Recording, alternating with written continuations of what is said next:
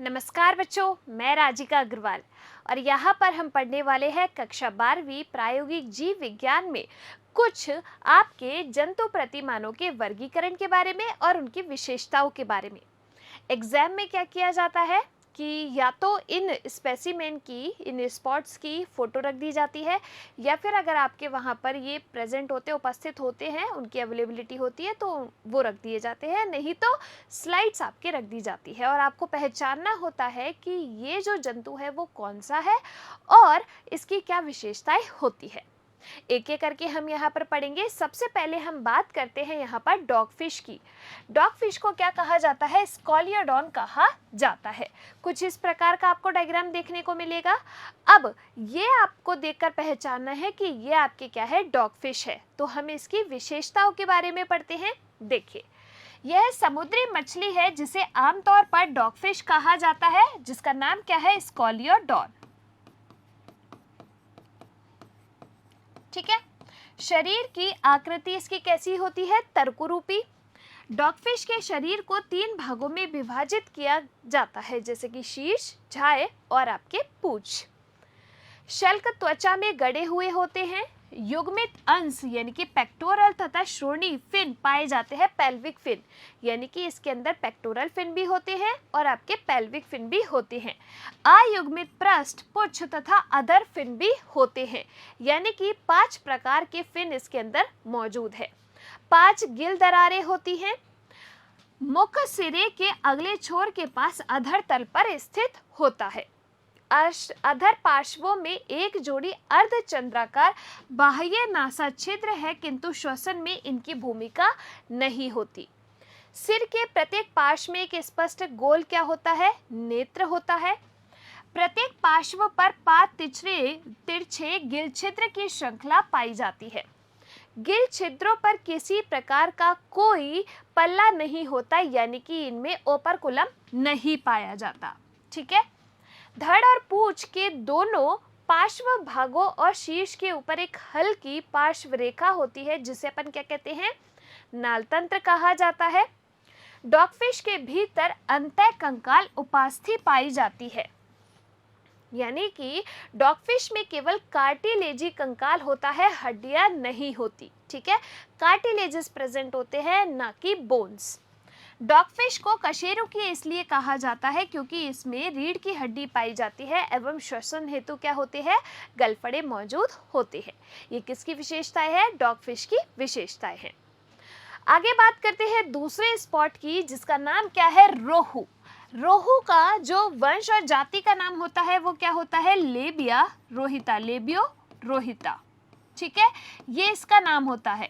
जब भी हम किसी भी चीज का नाम लिखते हैं, बायोलॉजिकल नेम लिखा जाता है, वैज्ञानिक नाम लिखा जाता है, तो पहला जो शब्द होता है वो उसके वंश का होता है और दूसरा शब्द उसकी जाति का होता है। ठीक है।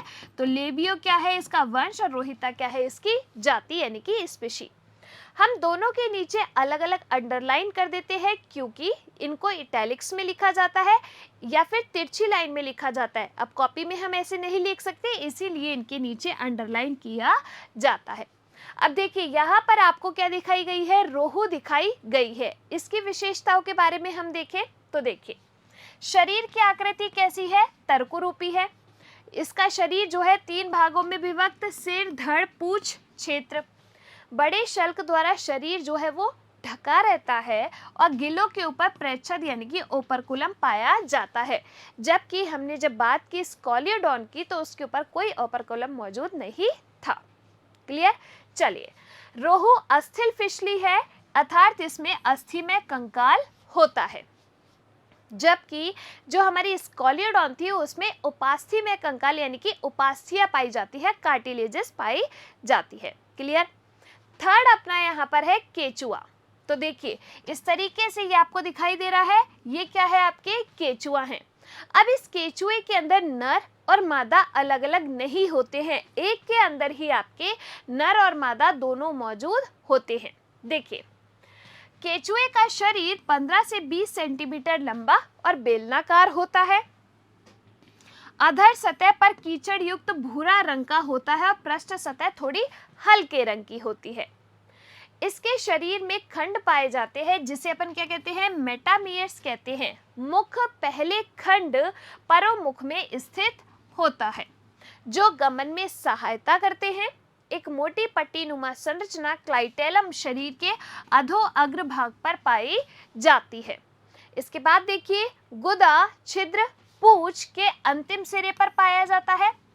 प्रत्येक खंड के पृष्ठ पर कुछ सीटें पाई जाती है। अपन इसको सीटें भी लिखते हैं, सीटी भी लिखते हैं, हिंदी में लिख देते हैं तो, और सीटें भी लिखते हैं, ठीक है। लिंग अलग अलग नहीं होते हैं, यानी कि एक ही प्राणी के अंदर नर भी है और मादा भी है। क्लियर? चलिए आगे बात करते हैं अब यहाँ पर तितली के बारे में। तो देखिए, जो तितली है उसके बारे में क्या क्या विशेषताएं होती है।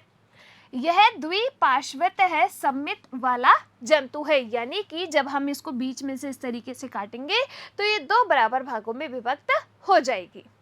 दो जोड़ी इसके अंदर पंख मौजूद होते हैं। एक जोड़ी मुद्राकार जो है एंटीना रिंगिकाएं पाई जाती हैं।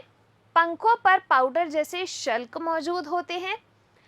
3 जोड़ी संधि युक्त टांगे होती हैं। टांगे शरीर के मध्य भाग वक्ष से जुड़ी होती है और प्रत्येक पैर में 3 संधियां होती है, जैसे कि जांग, पिंडली और पैर। तो ये क्या है, आपकी तितली की विशेषताएं हैं। तो आज की इस क्लास में हमने देखा है जंतु प्रतिमानों को पहचानना, जो भी आपके स्पेसिमेन दिए हैं उनको पहचानना होता है और उनके बारे में 2-4 विशेषताएं लिखनी होती है आपको एग्जाम के अंदर। क्लियर? तो अगर आपको क्लास पसंद आई है आप इस क्लास को लाइक कीजिए। डाउट है कमेंट सेक्शन के अंदर लिखिए। हम मिलेंगे अगली क्लास में। तब तक आप लोग खुश रहिए, स्वस्थ रहिए। धन्यवाद।